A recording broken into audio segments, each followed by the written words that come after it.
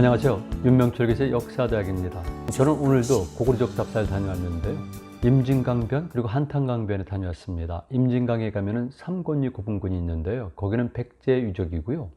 그리고 조금만 더 가게 되면 한탄강에 신담리 고구려 고분군이 있습니다. 2기가 남아 있고요. 그 밖에도 몇 개의 고분들이 있습니다. 그리고 마지막에는 호로구를 다시 갔었죠. 그만큼 고구려는 저에게 늘 가까이 있습니다. 여러분들에게 고구려의 고조선 계승성 연구라는 제목으로 말씀을 드리고 있는데요. 오늘은 그것을 증명하기 위해서 고고학적 관점을 보는데요. 제가 지루하지 않게 빨리빨리 넘어가도록 하겠습니다. 누차 말씀드렸지만 저는 계승성을 몹시 중요시 여깁니다. 인간에게 가장 중요한 것은 자유의지, 즉 자의식이고요. 그리고 거기에 기본을 이룬 것들은 자의식이라든가 한 집단에게는 계승성이 중요해요. 한 집안에도 얼마나 계통성, 계승성이 중요합니까? 그래서 한국 사람들은 족보를 소중히 여깁니다. 물론 일본은 더 소중히 여기죠. 그리고 유럽만 하더라도요. 전혀 안 그런 것 같지만 어떤 면에서는 더 우리보다 집안의 족보, 가문의 가계를 중요시 여깁니다. 그리고 서양 문명 자체를 보면은 그 이전에 수메르 신화, 그 다음에 메소포타미아 등등 내려오면서 그리스, 롬 보면은 대부분 신통기로 이루어져 있어요. 우리 좀 아쉽죠. 전 개인적인 생각은 우리 역사 속에서도 정말 더 많은 신화가 있었으면 했는데 유감스럽게도 신화는 별로 많지는 않아요. 거기에 비해서 주변국인 중국이나 일본은 정말 신화가 많죠. 그래서 풍부한 겁니다. 일본이 왜 그렇게 애니메이션이 발달했고 영화가 발달한 줄 아십니까? 바로 그런 것 때문에 그렇죠. 그래서 여러분들은 우리가 말하는 신화에 관해서 특히 고조선 건국과 관련된 단군으로 표방되는 신화에 대해서 그렇게 부정적 개념을 가질 필요는 없어요. 역사적 사실이면서 동시에 신화체 형식을 빌어서 전승이 되는 것이니까 그게 지난 시간까지 얘기했었고요. 오늘은 고고학적 관점에서 말씀을 드립니다. 국가 간의 계승성을 주장할 수 있는 물적 증거가 있어야 되거든요. 역사는 행동이란 말씀드렸죠. 현장에 가지 않으면 장님이 코끼리 다리 더듬는 거랑 거의 비슷하다고 생각을 해요. 오늘도 역시 역사학자들이 그런 얘기를 했습니다. 그래서 가장 중요한 것 중에 하나가 고고학이죠. 고고학적 유물 유적이 상당히 중요합니다. 물증이죠. 그것을 통해서 주민과 영토 그리고 사람들의 인식 그리고 문화적인 계승과 그들이 동일한 문화를 가지고 있었다는 공질성도 확인할 수가 있습니다. 공질성이란 단어는요. 아주 오래전부터 제가 만들어 쓰고 있는 단어입니다. 저는 동질성이란 말은 받아들이기 힘들어요. 어떻게 모든 것이 똑같을 수가 있겠습니까? 민족의 동질성 불가능하죠. 공질성, 공통분모가 중요합니다. 처음부터 차이와 한계를 인정하는 것이 올바른 태도죠. 그리고 고고학적인 유적과 유물들을 통해서 고구려가 원조선을 계승했구나 이것을 살펴보는 겁니다. 계승성의 구현이란 것은요. 여러분들 꼭 염두에 두셔야 되는데 꽤 오랜 장기간에 걸친 역사가 원조선의 역사입니다. 고구려도 최소한도 700년 이상이 되거든요. 북한의 견해라든가 일부 세례 기록을 따르면 900년 이상이 될 수도 있습니다. 그러니까 계승성의 구현이라든가 또는 정체성의 발현이라는 것은 시대별로 상황에 따라서 다른데 시기별로도 차이가 있는 겁니다.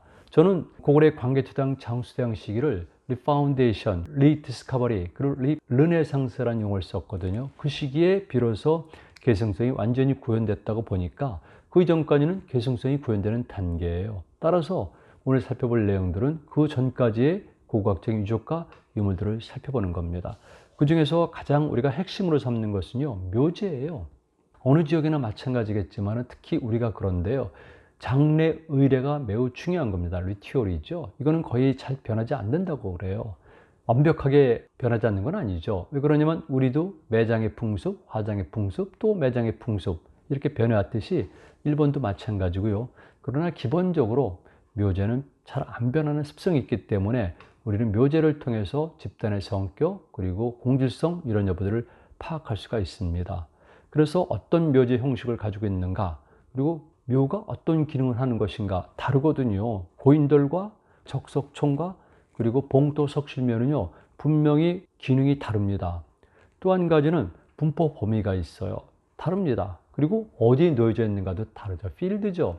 어디에 무덤을 설치하는가 이거 굉장히 차이가 있거든요. 이런 것들을 상호 비교하면 한 집단의 특화된 계승성을 이해할 수가 있고요. 또 공질성도 확인할 수가 있다는 겁니다.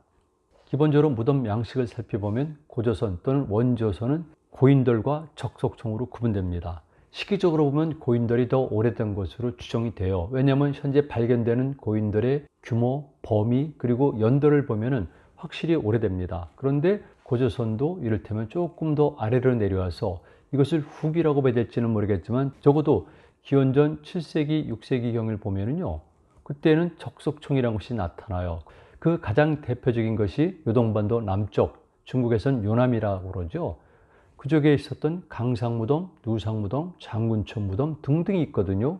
이런 것들은 바닷가와 매우 밀접한 곳에 있고요. 그리고 완벽하게 이렇게 적석총, 즉 돌무지 무덤이라고 보면 됩니다.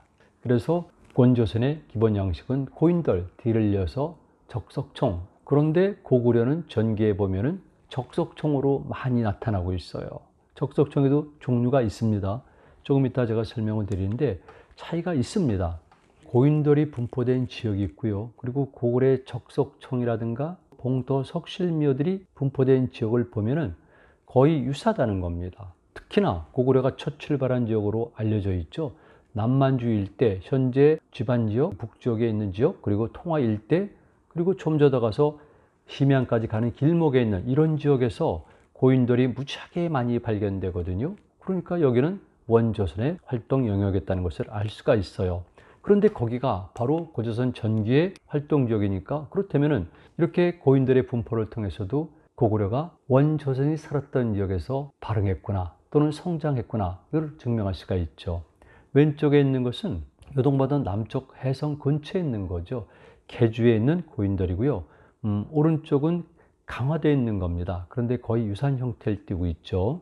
당연히 고인돌은 황해 북부 연안을 따라서 그리고 다시 서안만을 거쳐가지고 남쪽으로 내려와서 현재 전라북도 고창 그리고 심지어는 전라남도 여수 그리고 제주도 일대까지도 고인돌이 집중 분포되어 있고요. 우리나라는 세계에서 공식적으로는 고인돌이 가장 많은 나라입니다. 그래서 특히 북한에서는 최근에 1990년도 이후에 주체사관을 강조하면서 대동강 위역을 조사 발굴하다 보니까 엄청나게 고인돌이 밀집되어 있다는 걸 알 수가 있어요. 그런데 바로 거기가 고구려 핵심 지역 아닙니까? 전개도 그랬지만 특히 427년도에 장수왕이 수도를 옮긴 다음부터는 고구려 핵심 지역인 거죠. 그렇다면 고인돌과 고구려의 발생 활동력은 일치된다. 이런 걸 알 수가 있는 거죠. 정리되면 이렇습니다. 원조선의 고인돌과 고구려 적성매를 비교하니까 비록 축소한 시간적 차이는 있죠. 그러나 유사한 지역에서 발견이 되니까 공간적, 지역적 개성성을 확인할 수가 있고요. 그리고 역시 일부에서 주장이지만 저도 타당하다고 봅니다. 고인돌이 정형화됐지만은 시간이 지나면서 변형하지 않습니까? 이렇게 변형된 고인돌을 토대로 해서 고구려의 적석총이 시작됐다고 보는데 사실은 고구려보다는 이미 원조선의 후기도 적석총으로 돼 있었던 것이죠. 자, 이제 고구려의 무덤을 한번 보도록 하죠. 고구려는 무덤이 다양하지 않습니까? 1980년도에 집안연에 있는 것을 살펴봤더니 12,000여 개가 넘어요. 60년대 중반에도 역시 12,000여 개 달하는 묘들이 있다고 그러는데 물론 그때는 다 고구려가 보지는 않았어요. 그리고 그 이전에도 1914년에 단지 신채호 선생이 집안을 방문했을 때도 이렇게 말씀하세요. 만여여 개 달하는 고분군들이 있구나. 그만큼 거기는 엄청난 고분 집중구역인데요. 물론 우리가 새로 발견했던 원조선계의 고인돌도 있지만 대부분 고구려 그리고 소수의 발해의 무덤들이 있었던 겁니다. 그 무덤들을 보면은 초기에는 돌무덤으로 되어 있었죠. 그래서 시기에 따라 다릅니다. 고조선은 따로 말씀을 드리기 때문에 고조선의 역사 간단히 말씀드립니다. 그리고 고구려도 역시 간단하게 말씀을 드리고요. 묘제도 간단하게 말씀드리는데 이렇게 다양한 형식으로 서서히 변했구나 알 수가 있는 거죠. 기본적으로 이 적성면은 고구려의 수도권 지역에서 특히 전개는 아주 광범위하게 분포가 되어 있습니다. 여러 곳에서 우리가 확인할 수가 있죠. 가장 대표적인 것만 제가 보여드리는데요. 이게 바로 그 유명한 산성화 고분군의 일부입니다. 석화사진연구소에서 미학적으로 찍은 사진이라서 아름다운데요. 이거는 사실은 근래 것입니다. 그러나 처음에 제가 갔을 때는 94년도에 갔을 때는 말로 할 수가 없었죠. 근데 지금 많이 단장이 된 것이고요. 바로 집안 뒤편에 있는 우산의 건너편에 내려가면은 통구하고 그러고 있고 바로 그 건너편에는 환도산이 있습니다. 여러분들이 보시는 사진의 뒤쪽 산이 환도산이고요. 이 환도산의 능선을 감싸고 쌓은 산성이 그 유명한 환도산성입니다. 산성화 고분군은 여기서 한 4,000여 개 정도가 분포되어 있으니까 어마어마한 고분군이고 저는 이 지역을 왕들의 골짜기라고 일찍부터 명명했습니다. 정말 대단해요. 무덤이 많다고 해서 대단한 것이 아니라 이렇게 무덤이 많다는 것은 그만큼 경제력 그리고 기술 능력이 뛰어났다는 것을 반증하기 때문에 감동을 받는 것이죠. 고구려의 고분은 태자, 호나, 그러니까 현재 심양을 중심으로 한 지역이죠. 그리고 백암성 있는 지역, 그리고 안성 있는 지역, 이런 지역입니다.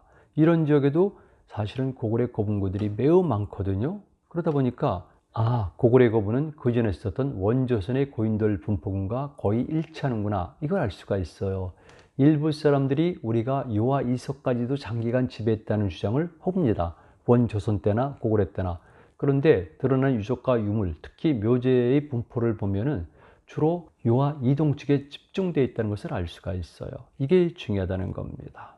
그리고 고구려의 국내성 주변 지역도 아주 일찍부터 사실은 이렇게 원조선문의 영향을 받았다는 것을 알 수가 있죠.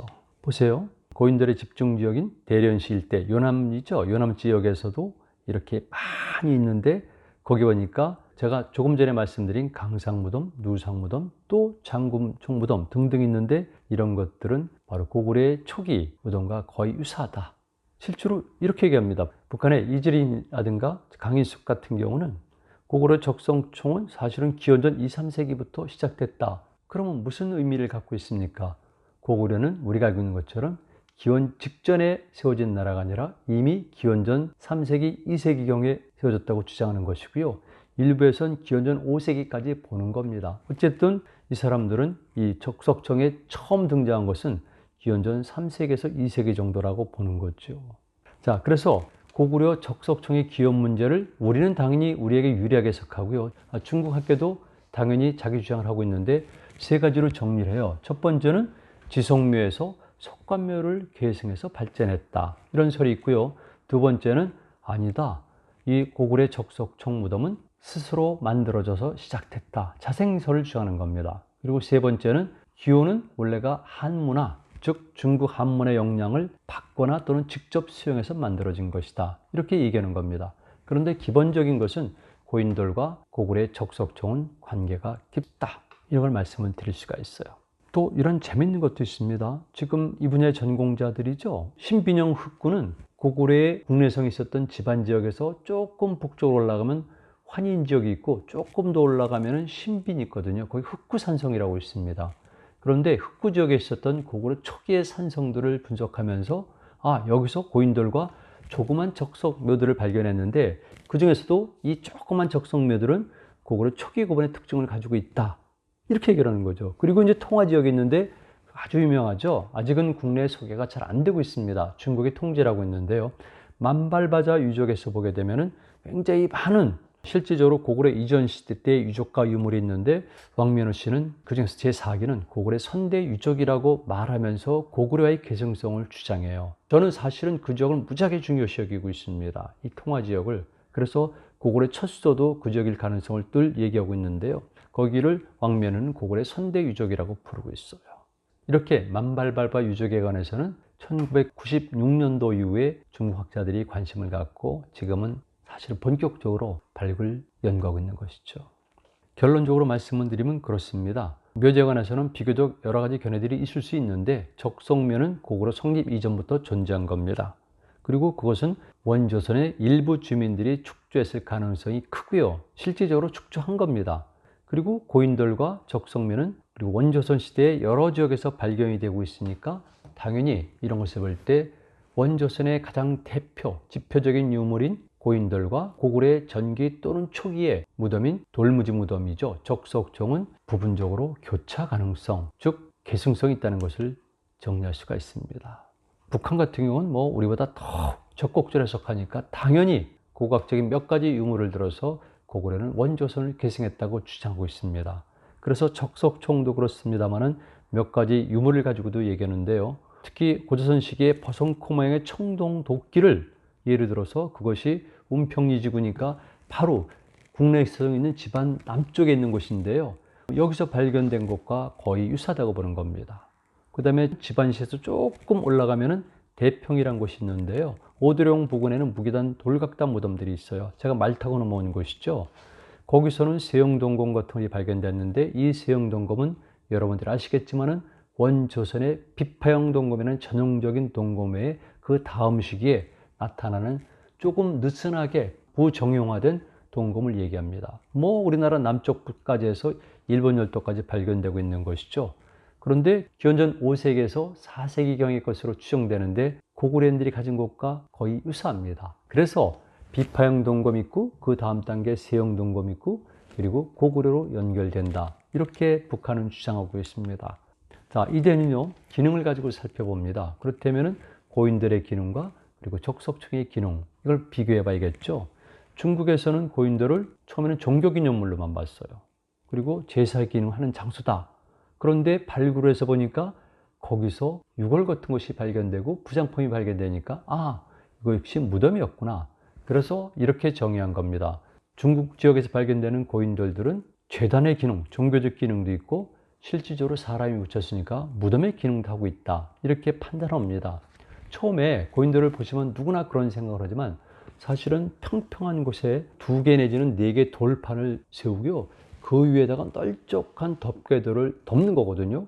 그러니까 그 위에는 당연히 뭔가를 놓을 수가 있어요. 그리고 수리상으로 보면 1, 2, 3의 구조가 되니까 당연히 제단의 역할을 하죠. 그런데 거기에 사람이 묻혀 있다는 겁니다. 그렇다면 단순한 것이 아니라 거기 묻힌 사람은 적어도 인식상으로 아니면 이념상으로 또는 논리상으로 하늘과 직결되거나 신령스러운 위치에 있다는 것을 우리가 간접적으로 추론할 수가 있습니다. 연용 지역의 고인돌 아니죠. 북한 지역도 남한 지역도 보면은요, 그 조성에는 위치가 굉장히 좋습니다. 쭉 넓게 내려다볼 수 있는 것이 많고요. 강가에 있을 수가 있는데요. 흔히 말해서 풍수에 가장 좋은 것들을 골라서 고인돌들을 세워놨습니다. 기본적으로 우리는 풍수를 따를 수밖에 없었던 것이죠. 그리고 세우는 돌, 덮개돌 이런 곳에는 여러 곳에서 뭔가 기호가 발견돼요. 인간은 누구나 기호를 만들고 싶어요. 누구나 흔적을 만들고 싶어요. 그래서 이를테면 우리가 만든 목조 건물의 안쪽도 보면은 거기 있었던 목공의 낙서가 있다든가 또는 목공의 마음이 적힌 글이 있다든가 아니면 자기만이 아는 표시를 하게 되는 거죠. 이게 이른바 사인 또는 코드라고 그래요. 그런데 여기에 있는 겁니다. 그리고 어떤 데서는 본격적으로 등장하니까 이것을 별자리라든가 심지어는 김일건 교수 같은 경우는 유판으로 해석하기도 한다는 겁니다. 이런 고인돌들이 북한 지역에서도 여러 곳에서 발견되고 지금은 요동 지역보다는 오히려 대동강 주변 지역이 고인돌이 더 집중적으로 발견되고 있고요. 그래서 지금은 고인돌은 무덤뿐만 아니라 제단의 기능도 같이 갖고 있다. 사실은 지금도 마찬가지잖아요. 우리가 조상을 모시게 되면은 무덤이죠. 그러나 우리는 늘 가서 찾아뵙고 또 절을 하고 일종의 제사를 지냅니다. 무덤은 단순한 망자를 묻는 곳이 아니라 우리는 거기를 일종의 제단, 즉 돌아가신 선대와 연결되는 장소, 그리고 하늘과 인간을 연결해줄 장소로 인식하고 있다는 겁니다. 이게 바로 안성이 있는 해성의 고인돌입니다. 아주 유명하죠. 이거는 레플리카죠. 모조품인데요. 연용성 박물관에 전시해 놓은 겁니다. 우리와는 달리 이렇게 사면이 막혀져 있고요. 이석의 지배 형태를 띠고 있으니까 실질적으로 얼마 전까지도 중국 사람들이 여기서 거지처럼 생활한 것도 우리가 들을 수가 있었어요. 왼쪽은 황해도 로암리 고인돌인데 강화도 화전면에 있는 고인돌 공원의 모조품으로 세우는 것이고요. 오른쪽은 북한에 있는 은율, 여기 관산리 고인돌입니다. 그런데 오른쪽을 보니까 요동 지역과 똑같이 사면을 막은 것을 알 수가 있어요. 현재 남한 지역에서는 사면 막은 것은 볼 수가 없습니다. 자, 그런데요, 정말 놀라운 일이 있어요. 고구려에는 중국 사람들이 적석 곧 묘라는 것이 있어요. 그런데 적석은 돌을 쌓은 건데 곧은 톡 튀어나온 것을 말하죠. 돌무덤인데 뭔가 어디에 한 부분이 톡 튀어나온 겁니다. 거기에 이 톡 튀어나오는 것을 묘설이라고 불렀어요. 묘의 이를테면 혀라고 볼 수가 있겠죠. 이런 형식을 발견했는데요. 그것을 보니까 이 사람들은 처음에는 토목과학적 관점에서 본 겁니다. 뭐든지 기능적 관점에서 시작하지 않습니까? 그러니까 이것은 족속이 흘러내리는 것을 방지하기 위한 토목과학적 관점에서 만들었구나. 그런데 나중에는 그것이 제사시설이라는 것을 확인하게 돼요. 이게 중요한 겁니다. 이게. 왜냐하면 현재 우리 한일 고대 관계사에서 중요한 것 중에 하나가 임나일본부설 또는 김하민족 정복 국가설 이렇게 양대로 보고 있는데요. 그런데 일본에는 전형적인 고분군들이 전방 후원군이라고 그래요. 아주 대형 고분들이죠. 당연히 그들은 한반도에서 건너간 사람들이 성장해서 만든 거대한 고분군임은 분명해요. 그런데 일본 열대만 있는 고유한 양식이냐 아니면 우리 쪽에도 있었느냐 이랬을 경우에, 그리고 이게 중요한 이유는 바로 전라남도 지역을 중심으로 해서 일본의 전형적인 전방 후원부들이 집중 발견되니까 임나 일본 보설의 변형판으로 주장할 수가 있는 거예요. 그런데 북한에서는 이미 그 전에 일본 전방 후원본의 원리는 고구려에 있다. 그래서 압록강 바로 이남에 자성은 운평리라든가 그 옆에 송암리라든가 이런 데서 전방 후원본의 원형이 있다. 이렇게 보는 거예요. 여러분들이 보시는 사진이 그겁니다. 왼쪽은 자성리, 왼쪽은 송암리인데요. 이게 돌무덤인데 사진으로 확인할 수는 없지만 앞에 이렇게 제단형이 있다는 겁니다. 제단. 그래서 이것이 발전하니까 전방 후원본이 된다. 이런 주장을 한 건데요. 그런데 이런 것들이 실제 확인이 되는 겁니다. 왜냐하면 예전에는 북한 사람들의 주장만 봤는데 이제는 지반지역, 즉 국내성에도 지금 12개의 왕릉급 무덤이 있거든요. 그 모든 무덤에서 뒤편에서 제단시설이 발견된 거예요. 그 전까지는 몰랐어요, 저희도. 그런데 2004년도 이후에 중국 정부가 고고학적 발굴하다 보니까 세계문화유산에 등재할 목적이 있었죠. 그런데 놀랍게도 그 뒤편에서 거대한 제단터들이 다 발견된 거예요. 심지어는 광개토 태양릉이라든가 장군총마저도. 그러면은 당시 고구려 고분군들은 우리가 생각했던 것처럼 이렇게 돌무덤 아니면 적석 계단식 적석묘 완벽한 거죠. 피라미드죠. 그런데 여기도 제단이 있었구나. 그렇다면은 말 그대로 전방 후원본 또는 후방 전원본으로 볼 수가 있는 거죠. 그래서 그것이 사실은 중요한데 고구려는 고인돌과 마찬가지로 무덤에서도 무덤과 함께 이렇게 제사 기능을 했었다. 이거를 주장할 수가 있게 된 겁니다. 여기서 제가 장군총을 하나 말씀드리는데요. 언젠가는 제가 반드시 장군총 차체만 가지고 발표해 드릴 겁니다. 아마 3강, 4강쯤 될 것 같은데요. 제가 우리 민족 문화사에서 가장 중요한 것 중에 하나는 사실 장군총으로 보고 있어요. 신전으로 보는데 오늘은 그 얘기를 안 하겠습니다. 다만 장군총도 위에는 이렇게 건물이 있었다. 이겁니다. 그리고 실질적으로 제가 94년도, 5년도까지도 확인한 건데요. 유명한 오해분이 있었는데 오해분은 5개 무덤 덩어리를 오해분이라고 그러고요. 그 중에 국민들에게 알려진 것은 오해분 오호묘입니다. 우리가 가면 들어가서 볼 수가 있으니까. 그런데 그 옆에 사해분이 있습니다. 사해분에 보면은 그 당시 때만 하더라도 위에 큰 돌덩어리가 석판처럼 놓여 있었고요. 그리고 굴러 떨어진 것도 봤어요. 그런데 이것이 기록에 나온 묘상 잎비, 묘 위에 비가 서 있다. 이렇게 얘기를 합니다. 중국 사람들이. 그러니까 고구려 무덤들은 이렇게 중기까지의 계단식 적성 무덤 말고도 그 이후에는 흔히 말하는 봉토 석실분 위에도 거대한 덮개들을 했다는 걸 알 수가 있어요. 저는 그래서 장군청에서 여기로 넘겨오는 과정으로 보는 겁니다. 중요하죠. 이런 것들을 보면은 우리는 무덤을 단순한 무덤이 아니라 역시 신령스러운 제단 기능도 했겠구나 알 수가 있는 거죠. 왼쪽에 있는 것은 장군총이고요. 그리고 그 다음 시대에 나타나는 것이 오른쪽에 보이는 것처럼 봉토 석실본인데 보니까 위에 뭔가 톡 튀어났죠. 이게 그 당시에 찍은 사진이에요. 지금 물론 가면은 안 보이고요. 오해본은 없습니다. 당연히 예전엔 다 위에 있었던 거죠. 이게 우리 원래 고분의 양식인 겁니다. 그리고 멀리서 보이지만은 직경 66m 정도의 광개토 태양릉인데 제가 일부러 약간 뒤편 사진을 보여드리는 거죠. 이 뒤편에서 보니까 이 사진을 보면 왼쪽 아래인데요. 거기를 다른 쪽에서 이렇게 정면 찍고 보니까 이렇게 강 자갈돌로 황편하게 해가지고 길게 60m 이상의 길을 가지고 다져놓은 걸 볼 수가 있어요. 이게 제단입니다. 제단. 그렇다면은 이렇게 거대한 광개토 태양릉 뒤편에 어마어마한 수백 명의 사람들이 여기 모여서 이른바 의식 리튜얼을 행하였던 것이죠. 이게 고구려예요. 역시 고구려는 이런 면에서도 원조선을 계승했구나. 우리는 중국처럼 정치지향적 체제가 아니라 탈중심적이면서도 제사장, 즉 신권의 역할을 정치적 군장이 같이 보유하고 있는 좀 느슨한 정치 체제의 형식을 띄우고 있었고요. 이런 것들이 이렇게 고구려 전성기에도 흔적을 남기고 있는 겁니다. 물론 지금도 남기고 있죠. 그 외에 고번에서 출토된 무기라든가 토기 이런 것들을 보니까 고조선의 문화, 주민들 영역을 추정할 수가 있으니까 똑같이 고구려에 연결되니까 고구려에서도 이것이 발견이 되고 있어요. 그래서 사실은 이렇게 원조선의 전형적인 유물들이 고구려 초기 또는 전기의 발생 성장 지역에서 발견이 되고 있습니다. 그리고 무기들이라든가 기타 도구들을 보더라도 거의 유사한 게 많이 있거든요. 토기도 물론 그렇습니다만은 이런 여러 가지 것들, 그래서 이런 기술적으로도 개성이 됐구나. 당연한 것 아니겠습니까? 한 국가가 멸망했다고 해서 모든 것이 사라지진 않잖아요. 조금 이따 제가 이론을 가지고 말씀드리겠지만 한 국가가 멸망하더라도 그 터는 남아있고 많은 사람들이 포로로 끌려가더라도 주민들은 다수가 남아있고 그들은 그 원래 생활해왔던 모든 능력을 그대로 보유하고 있습니다. 그 중에 하나가 무엇이겠습니까? 바로 테크놀로지, 기술력이에요.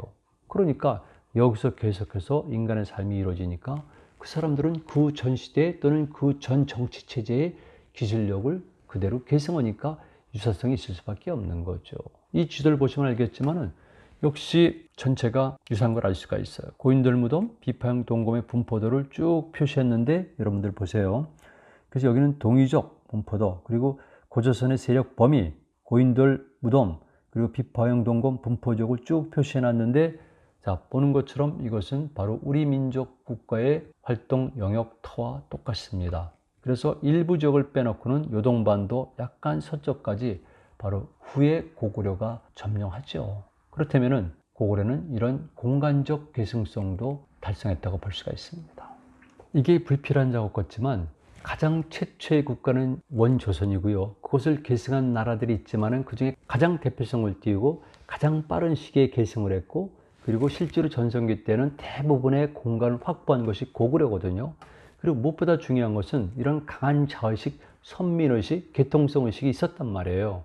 그래서 이런 것을 우리가 확인하는 것은 중요합니다. 개통 없는, 뿌리 없는 집단이 어디 있겠습니까? 그런데 우리는 이 뿌리를 찾는 작업, 그리고 단순하게 뿌리만이 아니라 위로부터 시작해가지고 지금까지 연결되는 일계, 이게 중요한 겁니다. 개통, 그리고 신통, 이게 다 그런 것 아니겠습니까? 이걸 리니지죠, 리니지. 이거를 우리가 게을리했었는데 이제는 이런 걸 분명히 함으로써 우리는 출발부터 지금까지 하나의 뿌리를 가지고 계속해서 계승해온 집단이다. 이런 강한 자식을 가지게 됩니다. 이렇게 해서 오늘 시간에는 주로 고고학적 관점, 즉 유적과 유물, 특히 무덤 양식, 그리고 무기, 그다음에 등등을 통해서 고구려의 원조선 계승성을 확인해 봤습니다. 확실한 거죠. 이제 다음 시간에는 사상적 관점에서 고구려는 어떻게 원조선을 계승했는가를 살펴보겠습니다.